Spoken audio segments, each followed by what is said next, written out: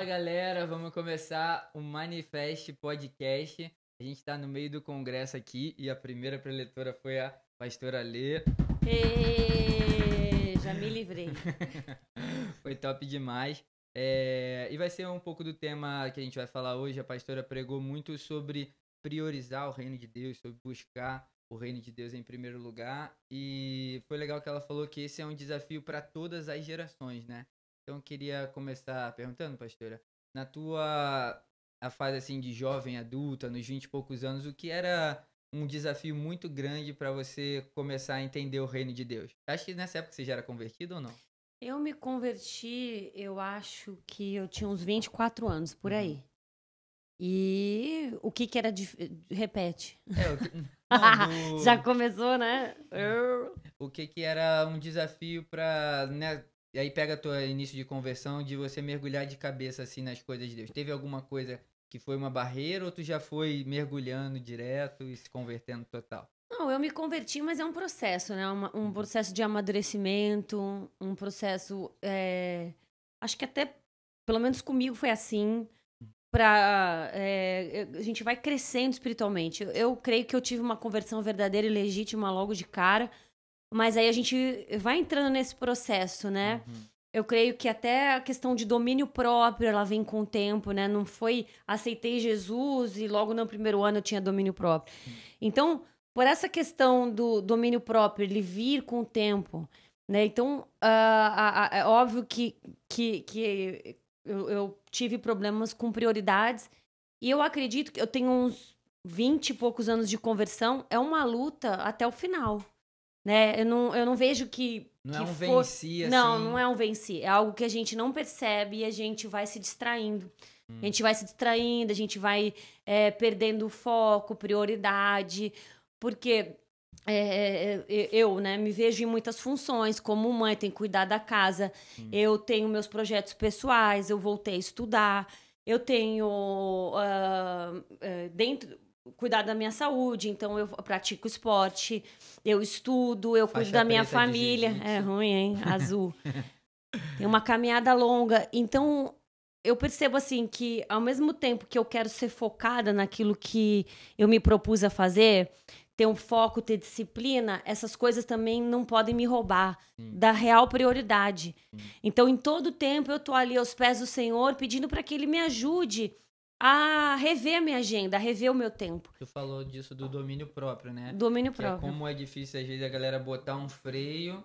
E é legal isso que você falou, que nenhuma dessas coisas hoje em dia é algo pecaminoso, assim, tipo, você não tá deixando de buscar a presença por, sei lá, pra ir pra balada, pra beber e tal. É academia, é esporte, de repente até tempo com a família, enfim, coisas da nossa rotina que não são pecados, mas que podem se tornar algo ruim por tirar a gente da presença, né? Exatamente.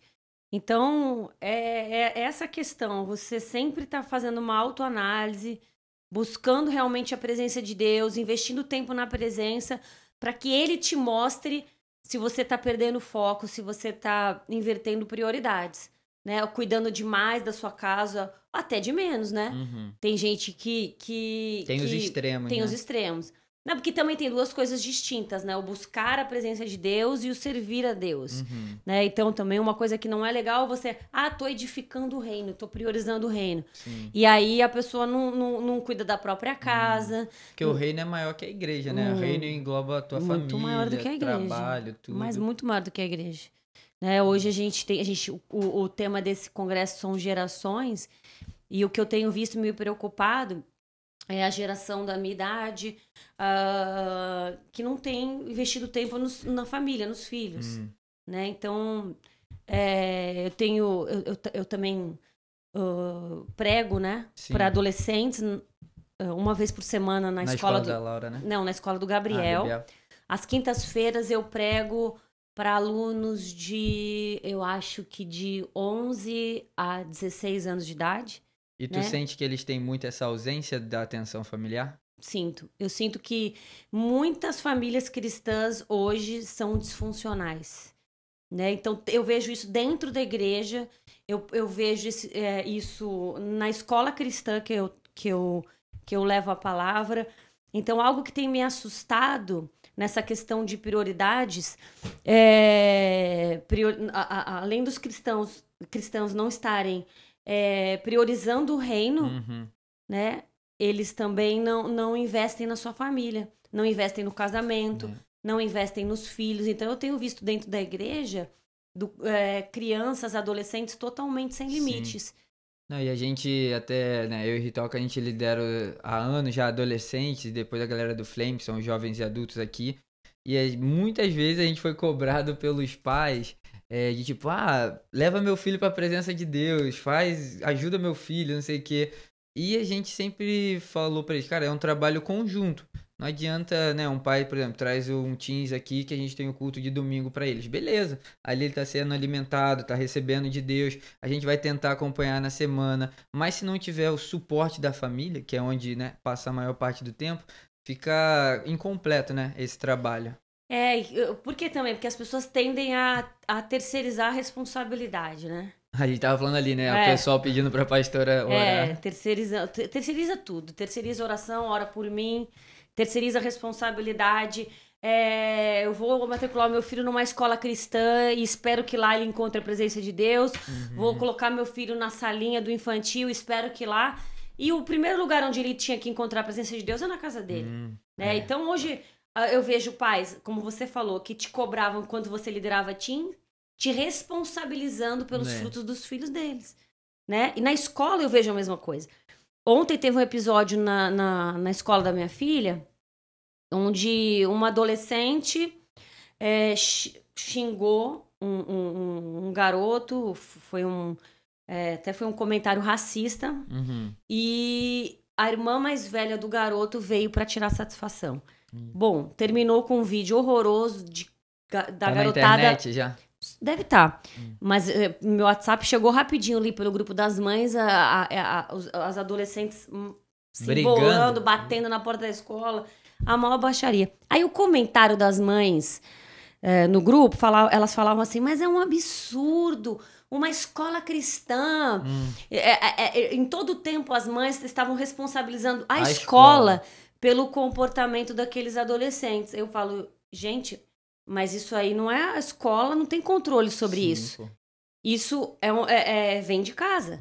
Falta de princípio, o adolescente não entender que aquela fala é racista, né? Então, esse tipo de coisa é trabalhado em casa. Sim. Não é culpa da diretora da escola.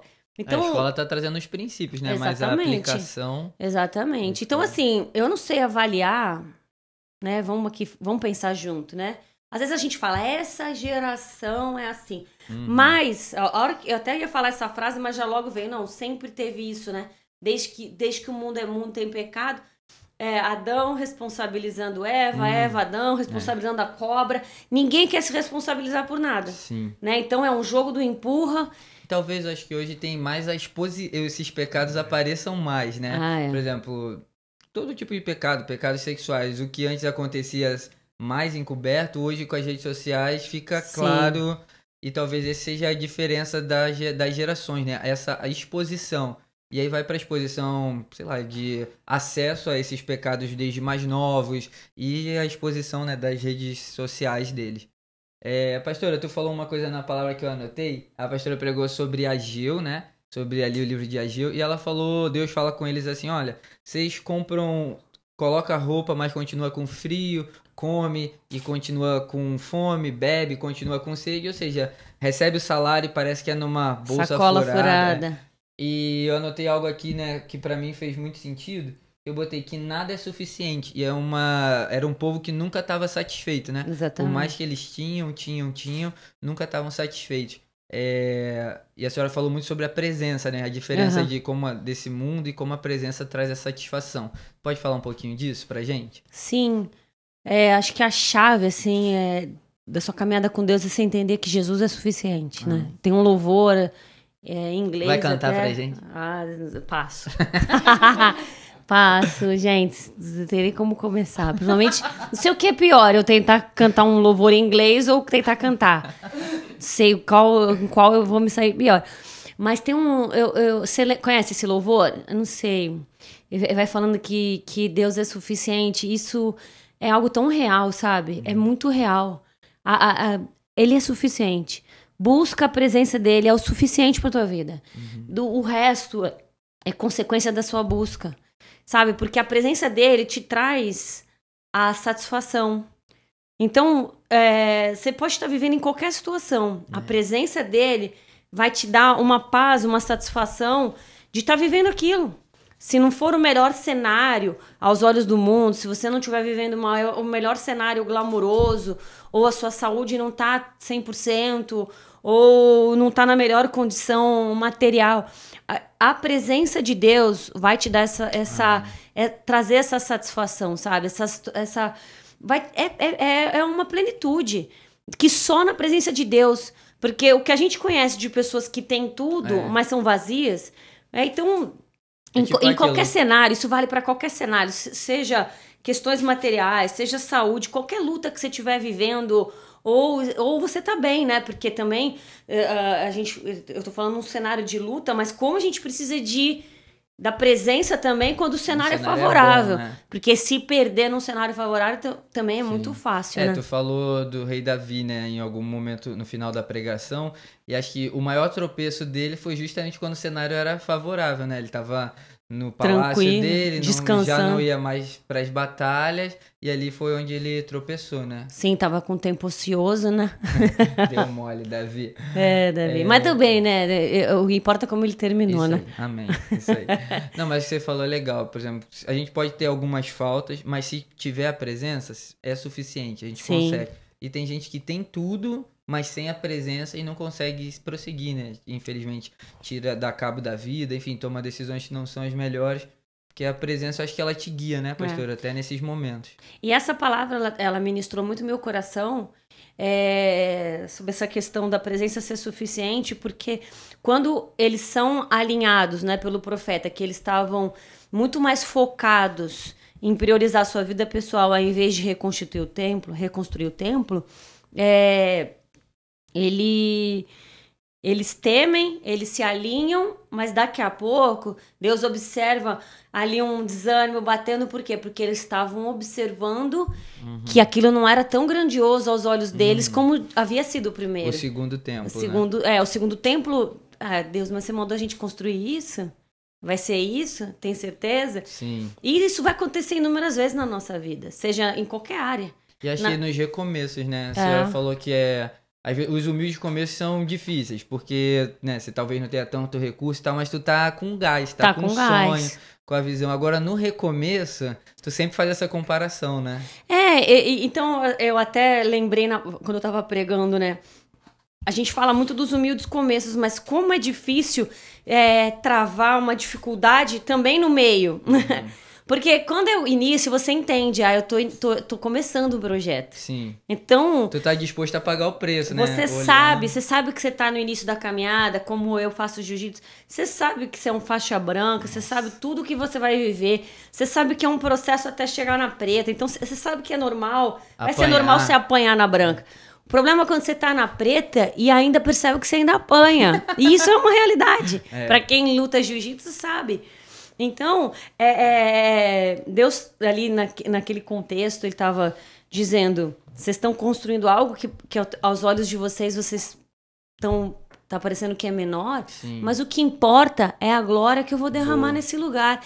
Então, na nossa vida, é isso que a gente precisa aprender. Essa é a chave. Né? Aos teus olhos parece que não é suficiente, mas você tá debaixo de um comando de Deus... Fica na sua, permaneça firme, fica tranquilo. O que importa é a aprovação do Senhor em todo o tempo e poder carregar essa glória, né? Pra glória dele, né? Eu até anotei aqui também, falou muito comigo que Ageu 2:9, né? A aparência do templo era pior, mas a glória, Deus fala que a glória desse segundo templo vai ser muito maior, né? Exatamente. E eu vou derramar paz. Então, tipo... No exterior era menor, mas tinha mais glória e mais paz, que no final é o que todo mundo procura, né? Não, imagina. Tudo, acho que tem que ser o nosso foco. O que você quer? A glória e a paz, gente, eu não quero mais nada. Por isso que ele é suficiente. Agora, o que adianta a gente correr como eles estavam correndo? A gente vê ali no início do livro de Ageu, correndo, se preocupando em morar em casas luxuosas. e não estavam edificando o reino de Deus, né? E eles não possuíam paz. Então, aí o cenário inverte, às vezes a gente não entende, mas meu Deus do céu, vida adulta, então, quando a gente chega na vida adulta, só quer isso, querido, paz, a glória de Deus e a paz. Não o resto vai, né? É, isso aí. Pastor, mas tem algum problema a pessoa fazer a correria dela atrás de, sei lá, um emprego melhor? Não, claro uma que saúde melhor? Não, de jeito nenhum. Onde é que tu vê a armadilha aí, né? A gente foi falando de prioridade, não, né? A armadilha, você esquece, qual a sua primícia, né? Que é a prioridade. Boa. Então, essa é a armadilha. O problema é você não discernir os excessos, né? Então, falou, né, eu mesmo eu falei já aqui nesse podcast hoje, eu não sou contra nenhuma correria, porque eu cuido do corpo, da alma e do espírito. E de duas crianças. Um beijo pro Lu, que já tá grande, já tá criado. Então, não tem problema nenhum você fazer sua correria, você se especializar na sua área, você investir na sua vida pessoal. Não tem problema como você deve investir. Só que nunca em detrimento do reino. Boa. O problema é quando é em detrimento do reino. Quando o reino passa a não ter tempo para as coisas de Deus. Passa a estar em segundo lugar, terceiro, sei lá, qualquer outro lugar que não seja o primeiro. A busca, as coisas de Deus, querer ouvir a voz do Senhor, querer ser sensível ao Senhor, isso tem que ser sua prioridade. É tão ruim, né? Porque você não ouvia a voz do Senhor, né? Porque ali no livro de Ageu você vê, o povo diz, não é tempo de reconstruir o templo. É algo que você perde, né? A conexão com Deus e você define o que é tempo e o que não é tempo. Era da alma deles, né? É óbvio. Por quê? Porque você perdeu a sua conexão, você não investiu ali. E aí você não discerne mais o que é mais importante, o que Deus está te conduzindo a fazer. Sim. E a gente precisa desejar, ansiar, eu quero entender, Deus, para onde a tua nuvem, para onde você está me conduzindo. Então, eu perdi, não priorizei a presença, eu já não sei o que é tempo de fazer. É tempo do quê? A gente não discerne os tempos. Não sabe nem o que é bom, nem o que é ruim. A gente não discerne, a gente não discerne. Então, você acredita que Deus não mandou você construir aquilo. Deus mandou você focar na sua vida pessoal. Sim. Né? E as pessoas, não, eu sinto paz, ainda botam Deus na história, né? Como é que é pra vocês quando alguém chega e fala, olha, Deus me falou isso, e vocês já veem que é mó furada, assim, né? Porque era mais ou menos eles, né? Quando é que Deus ia falar pra eles não construírem, não edificarem o reino, né? Deus nunca ia falar isso, mas eles se enganavam ali, né? Eu acho uma situação bem delicada, né? Quando a pessoa fala, Deus falou... o que tu vai falar, né? O que você fala? Bom, se Deus falou, né? Eu já falo pra pessoa, quem sou eu? Né? É bem difícil, né? A pessoa joga aquela carta na mesa do Deus falou. É o checkmate, né? Você fala, então se Deus falou, quem sou eu pra contrariar o que Deus falou, né? Mas Deus falou mesmo... Se te joga, eu tem que só fazer ela se analisar, né? Mas Deus falou mesmo? Ou é a tua alma? A gente tem que tentar fazer a pessoa... cair na real, né? Tentar cair na real. Porque o que mais tem de erro no Deus falou... É triste, né? Deus falou pra eu ficar com esse, 3 meses depois é com esse, depois é com aquele. Meu Deus, olha, não vou nem colocar tanta loucura que eu escuto, porque as pessoas vão se identificar, sabe? A professora, a professora, olha, Diário de um pastor. Não, porque a pastora, não, as pessoas vão falar, a pastora tá falando de mim, elas vão identificar, então é melhor eu não contar as histórias. Pastora, tu falou no final, né, da pregação, tu começou a falar sobre Davi. E fez um paralelo desse povo de Ageu e Davi, né? Que para eles estavam muito ocupados para construir as coisas de Deus. E Davi já numa fase realizada, né? Com riquezas, com castelo e tal. Ele fala, poxa Deus, eu tô aqui e a tua arca tá numa tenda, né? Ele tem esse desejo de construir uma tenda para Deus. E um palácio, né? E isso me marcou, eu botei aqui, anotei que Davi ficava mal em morar melhor do que a arca da presença, né? Exatamente. O coração deles, a diferença, né, desses dois. É diferença. Quando você tem um coração quebrantado, é o tempo todo você preocupado em, de alguma forma, agradar a Deus. Sim. Você corre atrás da aprovação de Deus, sabe? Eu sinto isso, sabe? Não é que Deus não te ama, né? Não, mas assim, Deus, eu tô acertando. Sim. Sabe um filho que vem mostrar um desenho pro pai, aquela coisa, aquele rabisco, e feliz e quer a opinião do pai? Ele quer tirar um sorriso do pai com aquele desenho, olha. Então, o nosso coração ele tem que se mover dessa forma. Hoje, interessante, né? Uma pessoa comentou comigo no final do culto. Pastora, que interessante, aquela pessoa ali da igreja que, pra mim, é uma referência, uma pessoa extremamente quebrantada.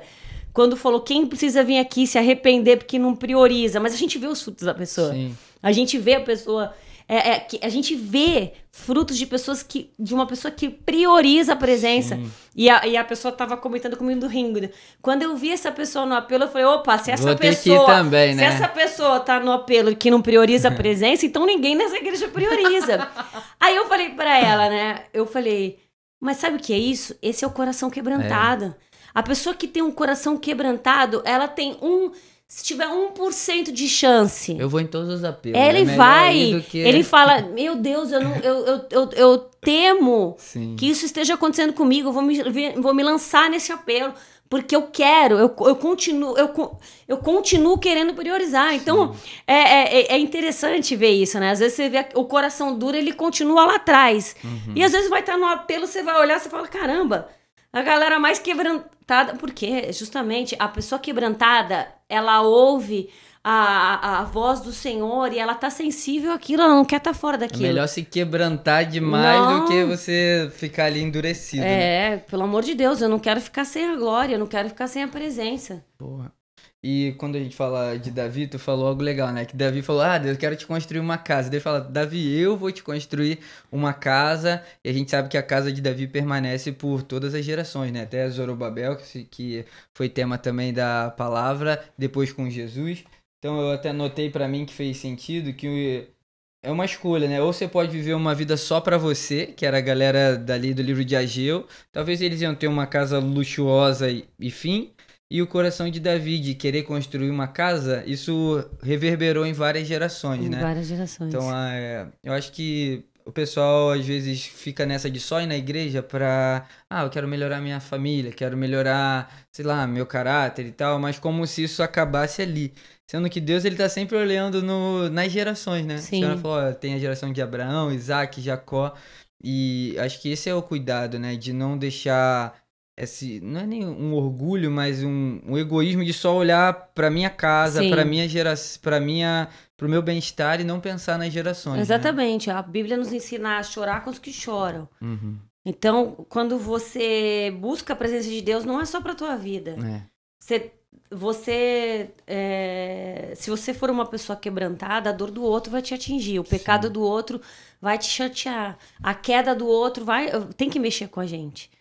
Se as coisas que estão acontecendo ao nosso redor, a alegria do outro não me alegra, a tristeza do outro não me deixa triste, peraí, então eu não tô correta, não tô bem alinhada. Né? Um coração em Deus faz a gente sentir o que o próprio Deus está sentindo, né? A gente tá ali conectada com o Senhor. E a gente está sentindo pelas pessoas que estão se perdendo, sentindo... Então, realmente, a gente não busca a presença de Deus para o nosso benefício próprio. Né? Quando você está com o coração em Deus, você busca querendo investir nas próximas gerações, querendo investir na sua geração e nas próximas, deixar um legado, né? Deixar um legado. Isso que é deixar um legado. Você entender que o teu posicionamento vai gerar consequências para várias gerações. Eu não falei pro na palavra... Pro bom e pro ruim, né? Exatamente. Na palavra eu não comentei sobre isso, mas é tanto bênção quanto maldição, né? Sim. Então, assim, o que você tá semeando, né, para as próximas gerações? Eu penso muito nisso, assim, né? Eu não vim de um lar cristão, e acho que nem assim, né? Não, também não. Então... A gente vê coisas que aconteceram, né, nas gerações da nossa família passada e fala, não, a partir de agora eu quero deixar uma outra herança, Exatamente. né? Então, tinha de exemplo, eu e Ritoca pros nossos futuros filhos, mas pro Biel, pra Laura, pro Lu, tu viu como é que era, assim, acho que agora falando, né, porque tem gente de todas as idades assistindo esse podcast, o desafio de hoje ser mãe de 2 adolescentes. O Biel... Tá quase ali. Com 13, adolescente então, já, né? de 2 adolescentes, assim. Tu vê muita diferença de quando foi a época do Lu pra deles? Vejo, porque eu não sou a mesma mãe. As mães costumam falar Quem assim... apanhou menos? Acho que é a Laura e o Gabriel, né? Coitado do Luoso. Sabe que as mães falam muito e eu discordo? Eu criei os 3 iguais e eles não são diferentes. Eles são diferentes. A gente não cria igual. Né? É mentira, a gente não cria igual. É mentira, eu chamo todas as mães de mentirosa. Algo que eu fui analisando. Tu vai mudando, né? Óbvio. Eu gerei o Luiz quase 10 anos antes da Laura. Eu era outra pessoa. Sim. Eu era outra mãe. Era uma jovem. Adolescente, quase. Então, a gente amadurece, a gente vai aprendendo coisas, a gente vai percebendo o que funcionou, o que não funcionou. Sim. E eu acredito que a gente vai mudando. Então, o desafio de ter criado o Luiz pra cá, eu não sei discernir se teve um problema de geração, né? Algo... a mudança foi muito mais em mim, que eu era uma mãe ali atrás e agora eu sou outra, né? E não sou uma mãe perfeita, tá? Mas continuo querendo acertar, fazer o meu melhor. E eu entendi coisas que na época do Luiz eu ainda não havia entendido. Sim. Então, eu botava regra sem mudar o coração dele, sabe? Então, hoje eu entendo que não adianta eu impor regras se eu não mudo o coração dos meus filhos. E eu percebo parecido com o nosso caminhar com Deus, né? Aí eu percebo que flui, dá muito mais resultado, entender a necessidade que eu tenho de semear e ver mudança no coração deles. Gerar um temor no coração deles, gerar no coração deles um amor por Deus, uma dependência. Do que só falar, vai orar, vai ler a Bíblia. Isso é errado, isso é certo, vai fazer ou não vai fazer, deixa ou não deixa. Se você investe em que seu filho conheça o Senhor e tema o Senhor, ele mesmo vai discernindo o que é certo ou errado. Você não precisa impor. Tu tem que dar ali as munições, né? Porque é fácil você ser a mãe que fala, não vai fazer isso que não é de Deus. E o teu filho pode te obedecer por medo, por não querer o castigo, por não querer a consequência. Mas o coração dele não foi transformado. E aí, essa é a diferença, né? Ali eu não tinha esse entendimento. Então, pra mim, eu impunha limites, ele obedecia os meus limites, mas eu não tinha a mesma sabedoria para investir no coração também. Para que ele sozinho fosse capaz de discernir. Então, quando você vai levando seu filho até um discernimento, é muito mais fácil, né? E acho que o ponto de ter experiências com Deus, né? Que acho que é um dos grandes pontos do Manifest também. Por exemplo, falando pro Biel e Laura, tem um desafio todo de ser os filhos dos pastores e tal. A galera já põe uma carga em cima. Mas eu acho que mais do que esse título, né? Botar aspas assim, de filho dos pastores, se eles tiverem uma experiência com Deus, nada rouba isso. Até tava falando pra pastora, no Manifest passado, Biel chorou no meu ombro, sujou minha camisa de tanto que ele chorou. Mas acho que a gente... Falando disso de preparar a casa, de pensar futuro, né? Davi ali, como Deus estabelece ele de futuro, a gente sempre tem no nosso coração de marcar as próximas gerações, né? Tem até o nosso aqui, ó. Uma geração contará para a outra que tu és santo. E acho que esse povo de Ageu, eles meio que perderam isso, né? Porque construir uma casa ia ser só ali para eles, mas construir de novo o templo ia permanecer por todas as gerações que vinham, né? Bom, então... eles se perderam no começo, mas eles ouviram a voz profética, né? Então, assim, eu me pego me perdendo várias vezes, né? Eu me pego edificando a minha vida pessoal muitas vezes. O problema é quando... a questão não é assim, eu nunca vou me perder. Eu nunca não vai ter alguém que nunca, né? A questão, a chave é você estar sensível, querer ouvir de Deus, sabe? Estar aberto para ser alinhado. Eu acho que esse é um dos motivos que Deus fala que Davi é um homem segundo o coração dele, né? Porque ele vacilou um monte, mas ele voltava. E sobre uma coisa ainda da palavra, né? É um versículo que recentemente saltou aos meus olhos. Sim. É o de Timóteo que eu li ali, né? Que a avó Paulo percebe que Timóteo possuía uma fé genuína. Tá todo mundo do podcast fazendo assim pra gente. Deve estar faltando algum tempo pra acabar. O que é isso? É 5 ou é 10? Não, é que a gente tá nota 10. Não, é que faltam 10. A gente só tem mais 10 minutos. Não. Não, tudo bem. Então vamos falar rápido. Siga pro próximo. Bota no áudio um e-mail. Então, mas a questão é... O Paulo percebe uma fé genuína em Timóteo. E aí Paulo fala É a mesma fé que habitou na sua avó, Lloyd, a sua mãe, é a mesma que habitou, uma fé não fingida. Top. Então você percebe, foi algo que saltou aos meus olhos não tem muito tempo, né? Aí você fala, caramba, a responsabilidade, né? Sim. Como um posicionamento pode trazer frutos para várias gerações, né? Então imagina, uma avó posicionada, cheia de fé, caminhar ao lado de uma pessoa de fé, como a gente aprende, como a gente é motivado, estimula, né? a gente é motivado. Uma pessoa com fé, ela te motiva. Tu vê um milagre em casa, não tem como tu falar que milagre não existe. Não, aquela pessoa que ela não esmurece, ela tá sempre, não importa o cenário, ela tá declarando a palavra de Deus, ela tá esperando em Deus, ela tá esperando um milagre, né? Então, Timóteo viu isso na mãe, que viu, né, na avó. Então, isso é incrível. Como a gente entende, fala, caramba, eu preciso me posicionar, meu filho vai aprender com isso. Boa. Como é a minha fé? Que meu filho vem Qual em mim? legado, né? Exatamente. Porque as circunstâncias não vão faltar para nossa fé ser exigida. E os teus filhos vão estar ali observando qual a sua reação diante do problema. E acho que quando a gente fala de família, né? Tu não fica toda hora pregando. Bia Laura, culto hoje, culto amanhã. Acho que é o mais difícil, né? Às vezes você conseguir alcançar quem é da tua família, porque ele te vê estressado, te vê de mau humor e tal. Mas ver as gritarias. Mas eu acho que é o... Meu pacote todo. Eu acho que é isso que você tá falando, né? O exemplo vai arrastar mais que a pregação. Vai. A palavra fala para inculcar a palavra de Deus de dia e de noite no filho. E você inculca como? Exatamente o que você falou. Você fica lá recitando versículos? Vai também. A gente vai falar sobre a palavra. Mas você tá vivendo a palavra? Teu filho tá vendo a palavra ali, ó. Você tá sendo referência? Aí... Tem gente que só fala pro filho, honra pai e mãe. É o único Não, aí versículo vem que sabe gritando. Aí a filho. minha mãe... aí eu tô nem aí pra minha mãe, meu pai. Não, então... Exatamente, a gente vai ensinando com as nossas atitudes. E também, até quando a gente erra. Sim. Como você reage quando você erra diante dos seus filhos? Porque tem gente que acha que nunca erra com os filhos, né? E a palavra fala, ó, filho, honra pai e mãe.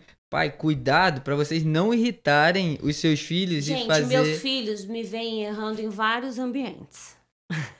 Inclusive quando voa um negócio na cara.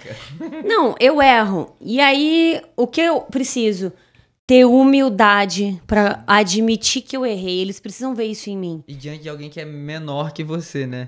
Então, eles têm que ver eu tendo humildade pra reconhecer que errei. Me ver tentando consertar, pedir perdão, me reconciliar com Deus, com pessoas, com quem quer que seja.